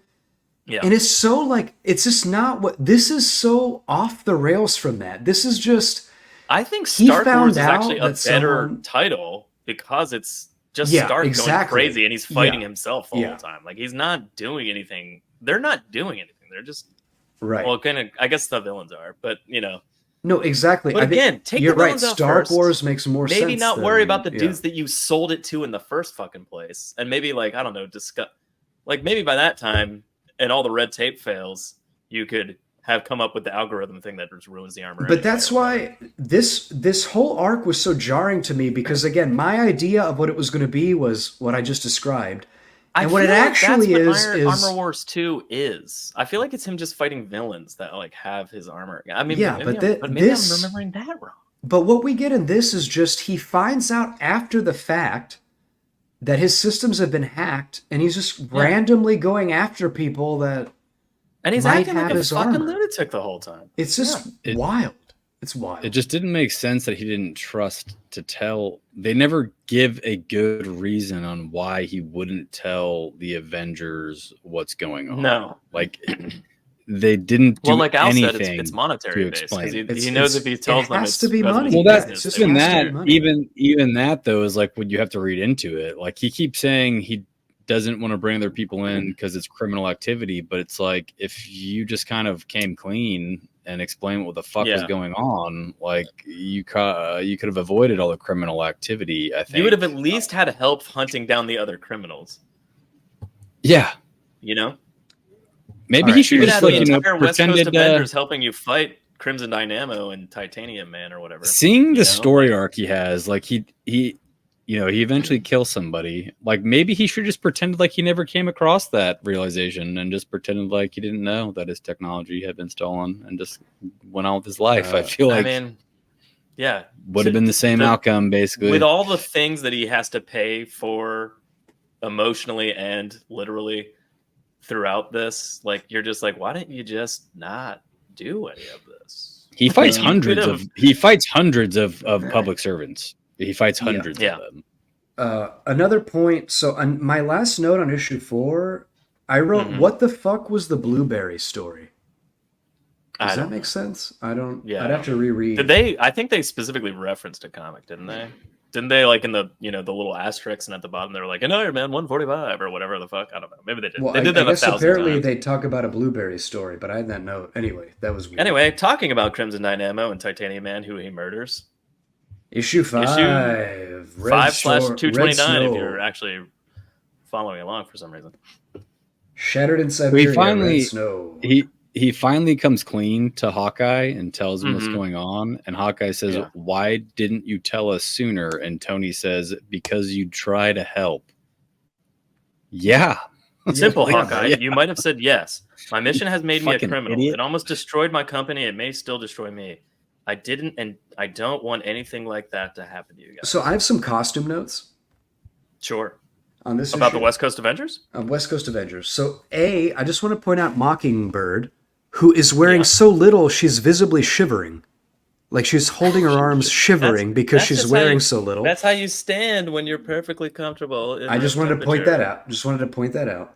And B, this era Hawkeye just has like a Crusader style cloth just hanging down. Have you never to seen his... this era of Hawkeye? This is like classic Hawkeye costume. I have, but I just mean it's weird to see again. Oh, it's at this insane. point. It's just a weird Like costume. the Wolverine-esque like eye mask, like the H on his head, the fucking things hanging down. Remember when we read Avengers Forever? That was an even weirder costume. Yeah. When Listen, he just had I'm just the saying, shoulder Hawkeye's thing, series of costumes from like the 70s to like the 2000s was insane. Like it wasn't until like, I don't know, right before he died, like Avengers Disassembled, that he was wearing like normal. I think he was still wearing this in Avengers Disassembled. Is that Rick Jones on the far left? No, that's Hank Pym. Oh, He's just not Ant-Man right now, Scott Lang. Yeah, he's just not in his suit. I think he's just like weird scientist Hank Pym right now. Also, Moon Knight. We've done Yeah. a Moon Knight run on this Yeah. podcast, so Moon Knight is there. You know is he who's never doing really there? come up? Wonder Man. I heard they were gonna like do something with him in the MCU. We have mentioned Wonder Man I mean, he's been. We just haven't talked about him a lot. because He doesn't come up a lot. remember when we mentioned Kraven's Last Hunt was originally going to be a Wonder Man comic. That's right. So we have Good mentioned Wonder Man recall. before on Good this recall, podcast. Patty or Alessandro. But right, so at the beginning of 5, the West Coast Avengers confront him, and it doesn't matter. It doesn't matter. He goes to Russia to fight Red Tornado, and whatever, Crimson, Dynamo, and the Titanium The Titanium Man. Man is a big-headed small man. Who, He's called a I don't gremlin, understand. so he's a Listen, gremlin. they're not The- subtle the- about it. Real quick though, the conversation with the West Coast Avengers comes down to the point where Hawkeye goes, I understand what you're saying. Like you're trying to avoid us getting in trouble. And I get all of the things that you're saying up until this point. But right now, your actions are currently hurting the team, whether you were trying to or not. And you need to stop now. And Tony just looks at him, puts his helmet on, flies away. Like that's literally that's how the conversation ends. He's just like click, and then he just flies off, and they're like, fuck you. So And I'm fucking just like, insane. it's insane. And then he goes to Russia and creates an international incident. kills a man. he kills Titanium Man, and then he Yeah. says after I'm not sure who confronts him about it, but he says, my reason for going to Russia was to save lives, not take them. I'm sorry for the gremlin's death, but it was an accident brought about through an act of self-defense. I regret, but I don't apologize. And it's first of all, it's like, that's fucked up to say. Secondly, it's not self-defense because you fucking broke into the gremlin's house Yeah, and attacked it's him. aggressive. Yeah. I mean, If anything, the gremlin he was was defending gonna get himself. murdered by the gremlin. The Is it gremlin was self-defense if you smashed my front door in, ran upstairs, started a fight with me, and then I had the upper hand, and you were like, "Okay, now I'm gonna stab you." It depends which I mean, state. Yeah, it that's depends which that's state. exactly what happened though. Like the Fucking insane. the gremlin gets the And then upper you were hand for like, like 2 you seconds. twist my neck, and you're like, Mhm. "Listen, it was in self-defense. All I did was break into Joe's house, run upstairs, beat the shit out of him. Then he was gonna stab me with a knife, so I had to break his neck. I had to break it. Self-defense. Also, that armor. And I'm not apologizing for it. I'm not And I'm not apologizing. apo- I felt And really I'm bad not about it, but I'm not That's so apologizing. fucking Yeah. Jesus, dude. Yeah. Yeah. Well, just like the West Coast Avengers, he leaves Rhodey behind to go fight them because he's like, I'm not bringing you along to be a criminal in an international incident. So he's on his own. So that's why he probably felt desperate enough to have to murder somebody to not die. Yeah. Also, like, did we talk about that giant jetpack he's got on as a choice? The space thrusters? That's interesting. Yeah. I mean, I guess it just gets him to Russia really And fast. his knight armor. The amount of like his dark knight practical... Yeah, well, that's the stealth armor. It's That- the stealth armor. It's dark. It's the stealth armor. Stealth. The amount of practical traveling he does, he's like, all right, Rhodey's fuel up the jet. And then it's like shows them in, in the jet and they're talking and having conversations. And it's like 7 hours later, they land in New York. And you're like, what the fuck? I have a He's question about. Iron Man. So I have a question about the Gremlin. So this is in Yeah. Russia, and when Iron Man breaks in, he says, "Arrogant peasant." Like, what is that about? Well, Is he an aristocrat? Why is he calling him a peasant? Russia's a communist state. Like, why is he singling someone out as of a peasant class. I don't know. Yeah, He just calls him a peasant, and I don't understand why, from a Russian perspective, like why is peasant? Maybe he's part of the Russian aristocracy. What is he, Anastasia, like the Yeah. lost princess Yeah. in Gremlin He's- form? What's I mean, he's a descendant of Rasputin. it's yeah. Not connected, but kinda. This fight is so odd because like Which of these he fights makes- wasn't he makes odd, by new the way, Joe? He makes new stealth. No, it's odd because of the armor he chose. Like he makes the stealth armor specifically so he can go in and take these guys out without anyone knowing he was there, I guess technically. But like if you're making this and you're flying in to fight two armored Russian dudes that have armor that's like equal to the Silver Centurion armor that he's currently wearing throughout the rest of the comics. Like what on earth makes you think it's a good idea to fly in completely alone with like he said he had 3 repulsor blasts of energy in that. 3. Like what the? Well, because and he was uses them planning at on. the worst times. He's like, I only have 3, but I got to use it now. And I'm like, no, you don't. You don't have to do that right now. No. Like I don't understand. His logic is insane. Well, because his plan was to surprise them, and obviously, Again, why plan he's for a off his contingency? fucking hinges. Yeah, and why And the plan last for a issue contingency? demonstrated that, and this one is way worse. And he kills somebody in it. He literally murders somebody. He's the villain of his own fucking story. It's insane. Like, why do people look at this and go, "That was a good Iron Man book"? I'm looking at this going, like, "What the fuck?" Also, It's- why? Like, this was before it was cool for heroes to kill people in the MCU. No, this is after Frank Miller had happened. Wait, no. But Batman didn't kill anybody in the Dark Knight. No, but I Except mean, for the but Joker. the Frank Except for the Miller style, like edgy comics. No, I he guess. doesn't kill the Joker in the Batman. Oh yeah, Dark Joker Knight twists his Returns. own neck around. Yeah, he he does doesn't not even kill kill the the Joker. Joker. He doesn't kill anybody. It's actually I want to talk about because as much as I hate Frank Miller, it's a common misconception that the Dark Knight Returns Batman kills people. He does not kill a He single doesn't person kill anybody in that book. in the Dark Knight Returns. But that's a whatever. It's a weird side note. But I just wanted to mention it. Having said that, Frank Miller is awful. He does smash through a wall, grab somebody, and shoot a machine gun, and then the body flies out of glass. But he's not dead. He doesn't actually I technically. mean, he's kill not anyone. dead. I'm just saying. He shoots Because even somebody. like the Shoots somebody with a mutant leader machine gun. doesn't die. He never actually kills anybody. He does Yeah, mutilate I agree with you. and I'm just, brutalize people. But yeah. So anyway, in the fight, he weirdly quickly incapacitates Crimson Dynamo, like easily. And then Titanium Man's the real fight, and then basically Titanium Man is super strong in his armor, and Tony's armor is weak because he has all this stealth technology. Yeah, in it he's stealth instead of he's fighting stealth Tony. technology. And Every they time grab he each other and they start blasting off, and Iron Man starts blasting his thrusters like crazy to get like I thought he was gonna like take him up into space and like let him like I don't know fall back down or something like that. And he just keeps up the titanium until it combusts, and titanium I guess doesn't stop combusting until it's all gone. Is that true? That can't be I real guess. science. Can't be true, right? But I laughed in this issue because Tony talks about how stealthy he is. He's like, "Oh, I'm in my stealth armor," or "Because I'm in my stealth armor." Yeah, He constantly mentions it. Yeah. And it reminded me of that Parks and Rec thing with John Ralphio and Mona Lisa where they're going, "Be suspicious. Be suspicious. Suspicious. Don't be suspicious. Don't be suspicious." You know, how they're just, but because Is like it when he they're constantly watching their own funeral? yeah, it's like, "Don't be suspicious, suspicious." But because he keeps talking about how stealthy he's being, like constantly. He's like, "I'm in my stealth armor. Because of my stealth armor, I'm in my stealth. Oh, stealth. Let me re-stealth. They can't." So it just reminded me of that, where they're just going like, it's fucking "I'm good. not suspicious." You know. That's one of the best scenes. So at of the any end of TV this- show Yeah. of the time. Yeah, it is.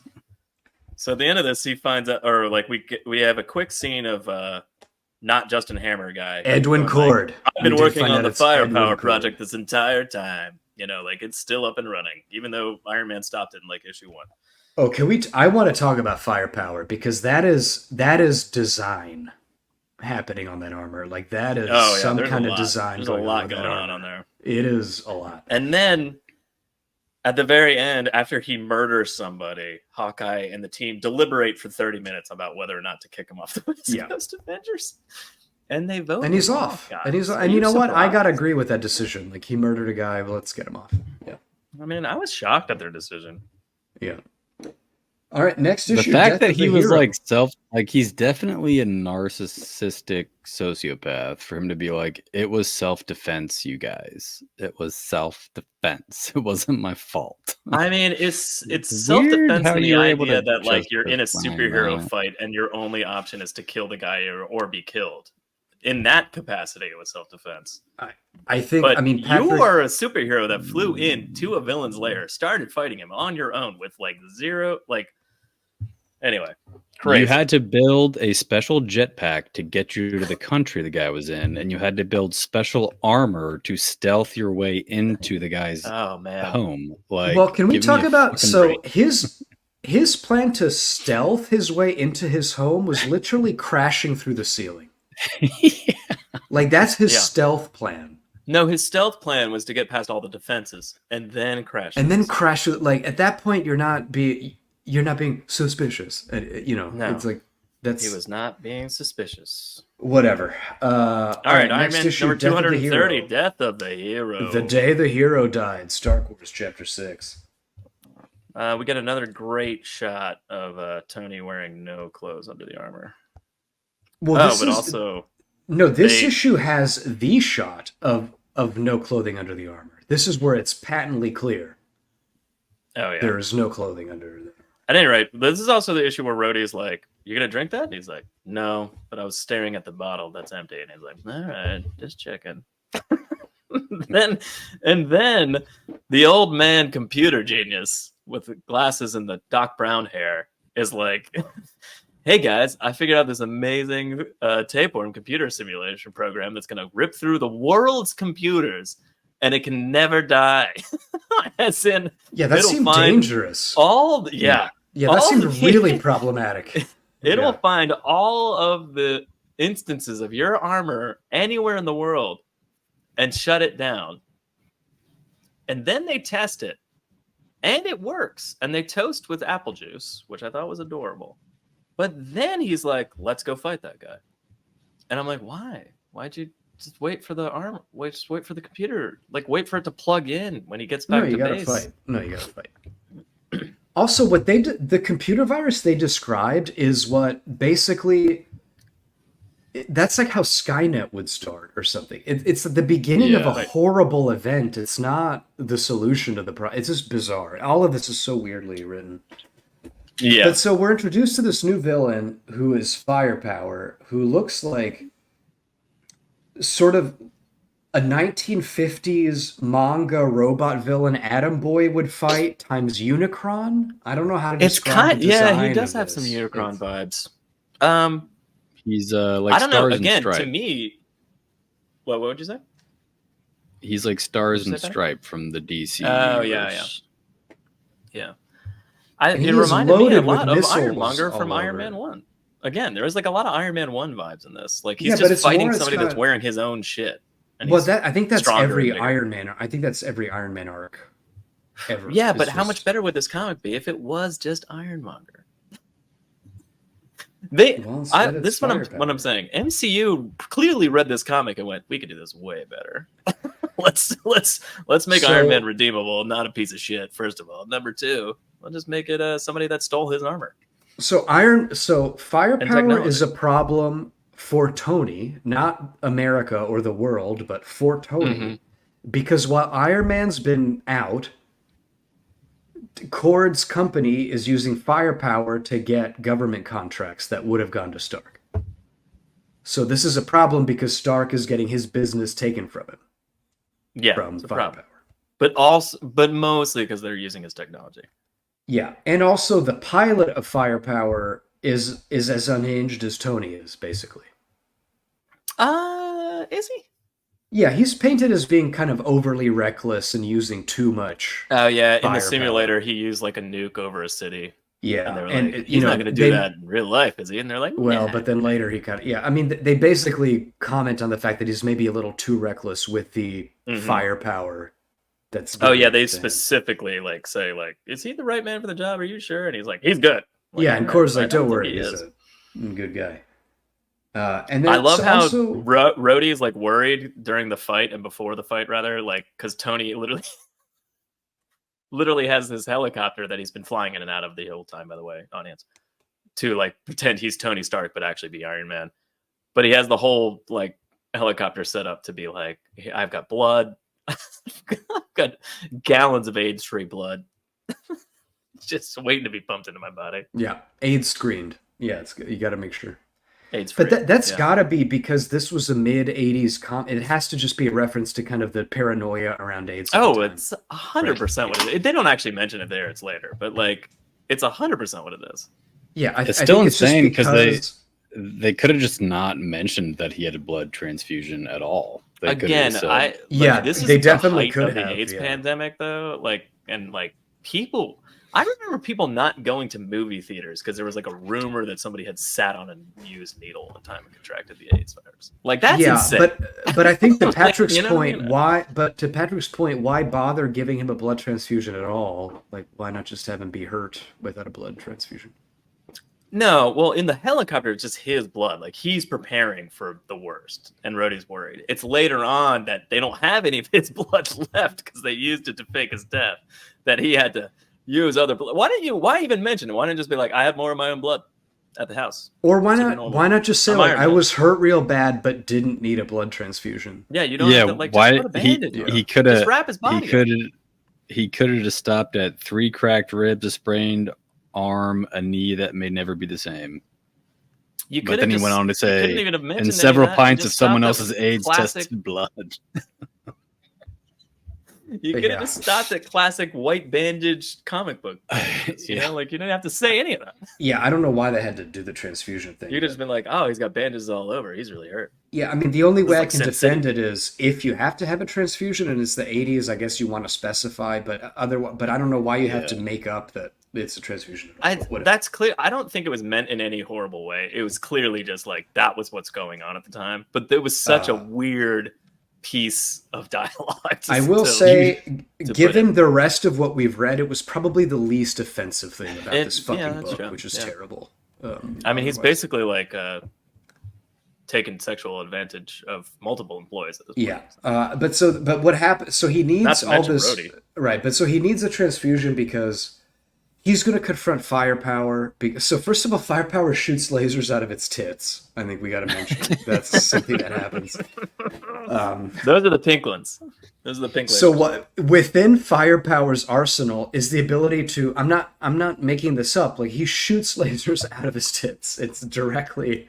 He has bulbous. He shoots lasers out of a lot of orifices. Yeah, but he has little bulbous things on his boobs, and they shoot out lasers. But anyway. Tony confronts him because he's taken his business, so he says, I'm going to go fight him. And then at the same time, Tony Stark is requested to be present at the Firepower display, so he has to do the whole Tony is an Iron Man Tony's in a helicopter dance. nearby watching it. Yeah. So that's why he has to do this whole dance.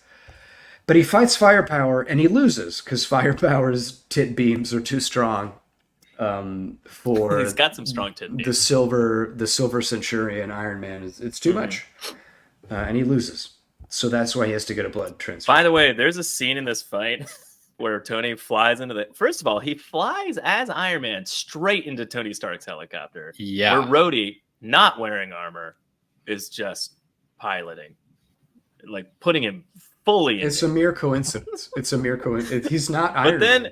And then Rhodey's like, "Oh, just take it easy. They won't shoot. They won't shoot while there's an innocent bystander in the way.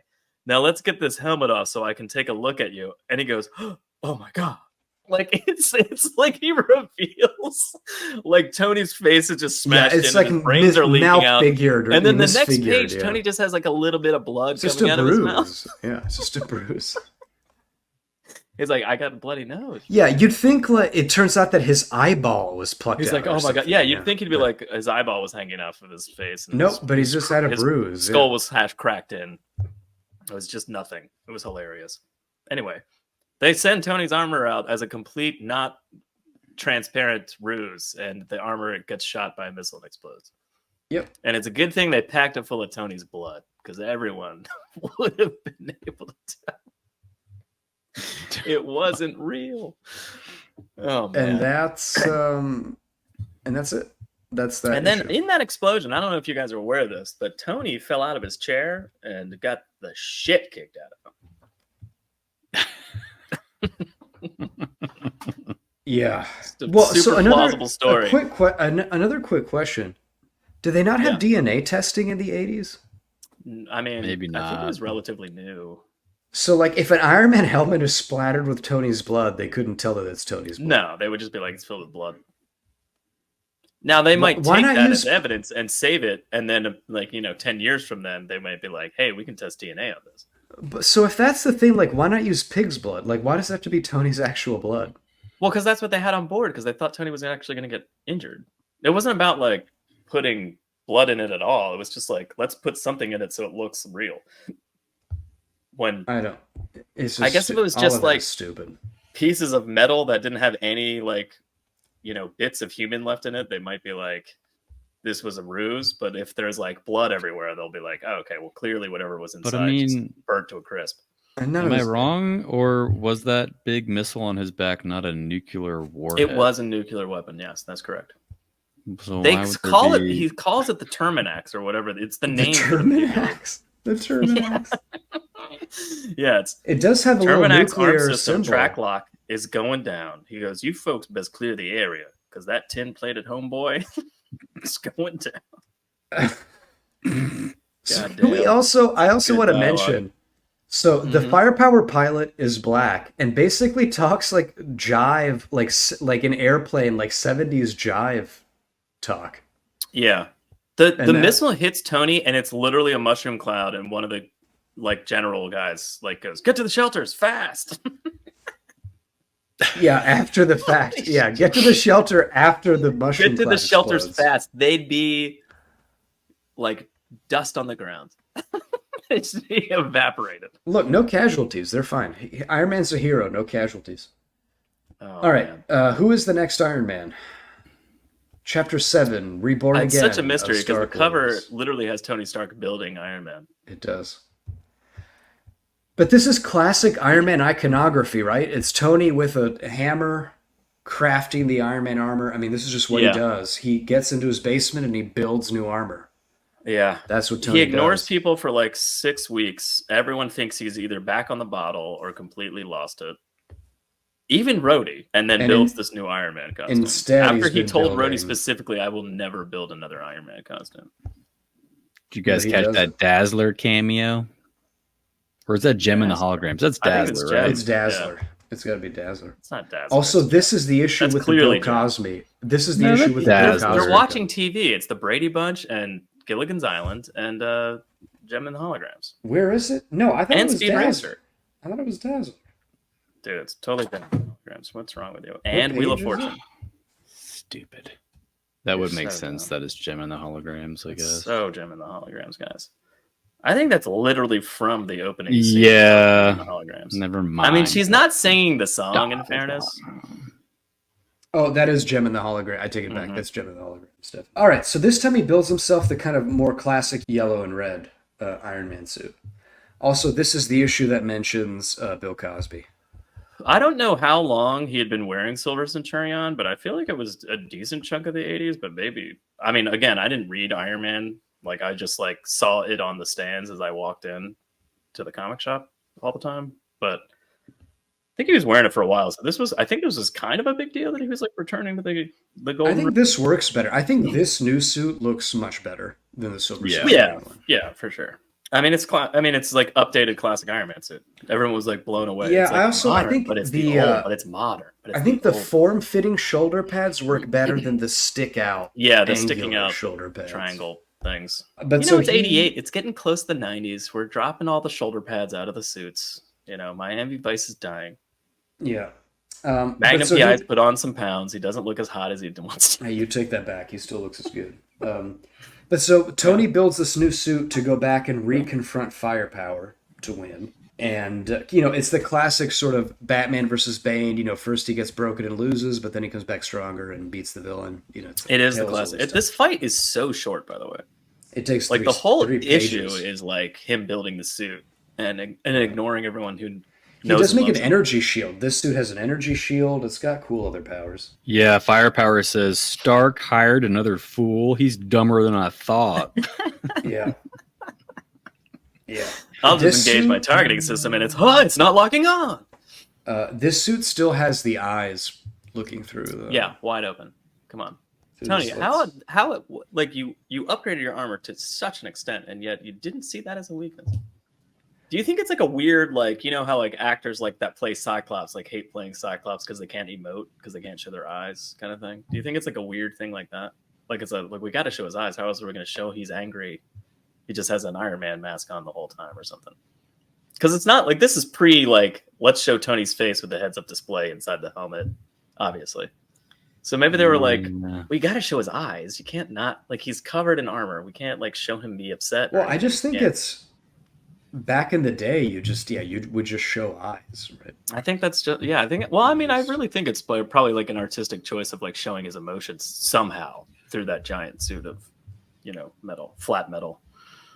Right, but so he basically, I mean, without spending too much time on it, he just defeats Firepower the second time because he built a stronger suit, and he... Yeah, and in the meantime, the nuke gets crushed against his back, and the guy tries to fire it anyway. And then he's like, Iron Man, it's going to explode. You got to save me. And he's like, all right, I can't take you out of that armor, so I'm going to have to figure out a way to defuse this bomb. And then afterwards, he's like, I was just fucking with you. I could have gotten you out of there anytime. I was like, what the fuck? It's insane. It's insane. He has learned no lessons after killing Titanium Man. Nope. And feeling quote unquote bad about He's still a villain. He's still a villain.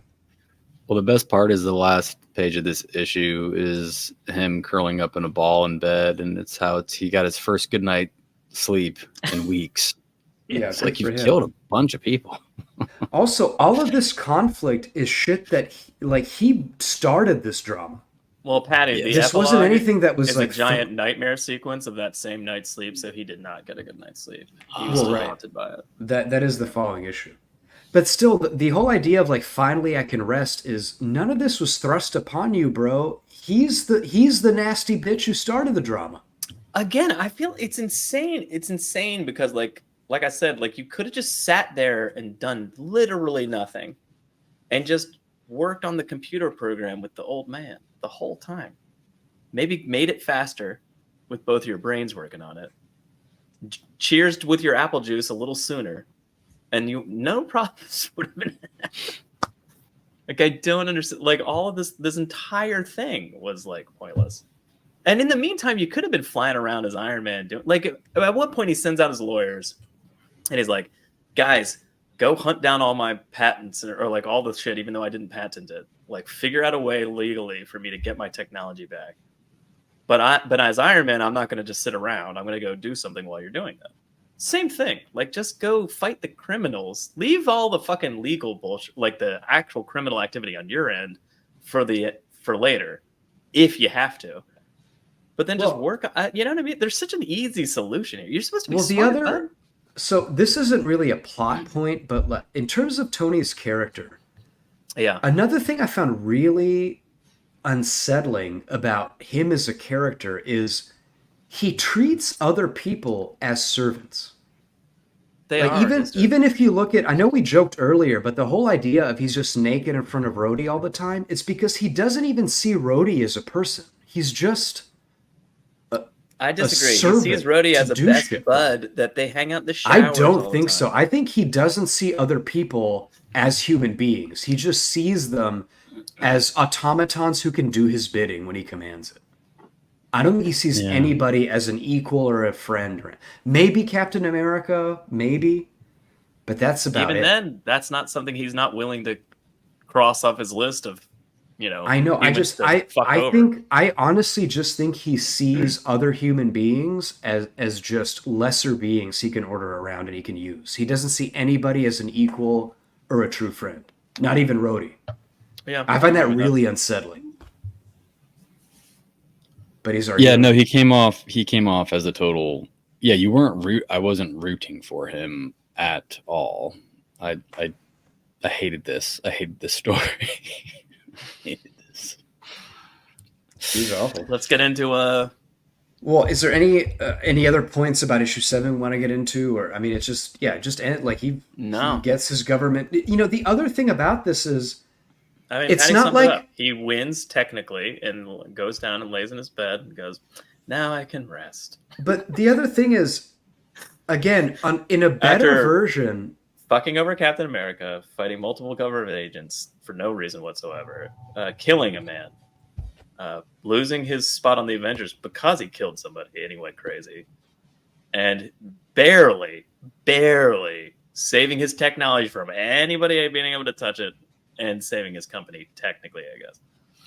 So really, all that mattered to him was getting his technology back, and yeah, all the other shit didn't matter. When he finally got his technology back and it was just his and his company was making money again, then he was like, and now I can sleep. But the other thing Fucking is, horrible. in a better version of the story, the ending is, okay, through these armor wars and trying to recoup my stolen technology and how it's been used by villains, I've realized I don't want to be an arms manufacturer anymore. Yes, because I've realized I don't want my technology to be used for evil means. That's not the lesson some he sort of takes. resolution. But that isn't at all the lesson. The lesson he takes is, well, I'm going to defeat firepower so I can get government contracts again, and then I'll sleep. There's no growth at all from this. He's terrible. He's the worst.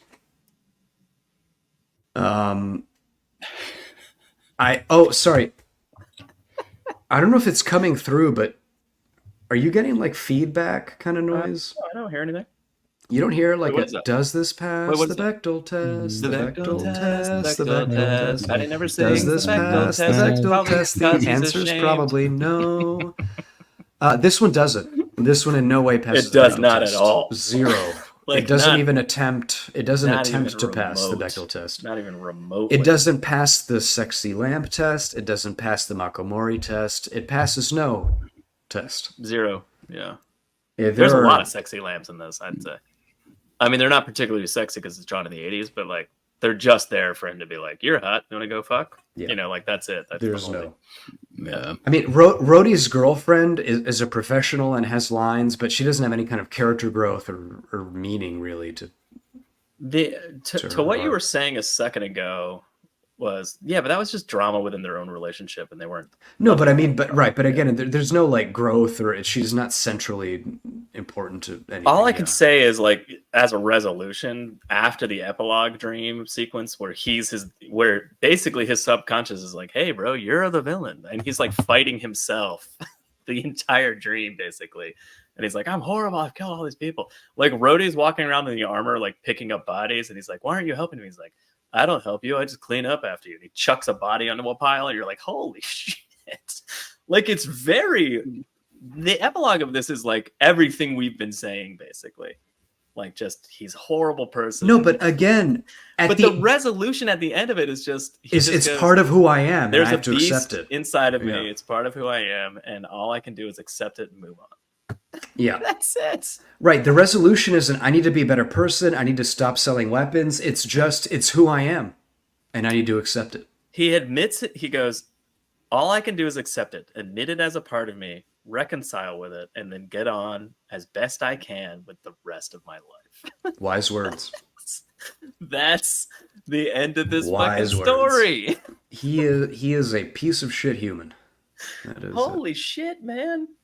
It makes the shit he did in Civil War like not that bad.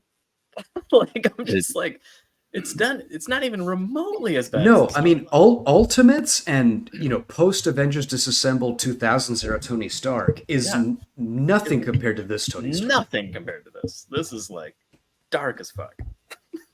He's horrible. All right, let's on that do note, I was kind of mind blown by it. recommendations. Do you want to do it? I'll go first. Yeah. I don't recommend it. Please don't read this. Yeah. I agree completely with you. Yeah, I mean, the only thing I would say, if for some reason you're listening to this entire podcast and feel like you have to read the worst Iron Man story on the planet, then go for it if you want to punish yourself. But I would never recommend you to read it, especially if you've made it this far and listened to all of this. So, like, yeah, definitely don't read this. It's bad. It's bad book. He's a bad person. Yeah, no. Don't do it. Don't do it. It was like painful. It was painful. Getting It was through each physically issue painful. was Yeah. it was I thought I had read like 3 issues and I would realize I'd only read 1 issue because it takes so long to get through. A lot It's of text to terrible. read. Terrible. Don't read it. All right, so that was Star Wars. That was Armor Star Wars. Wars Armor Wars. Star That was Wars. Armor Wars. Armor Wars. We did it. All right, did I think it. we won comics for the week, boys. I think we did it. Good journey, Couchers.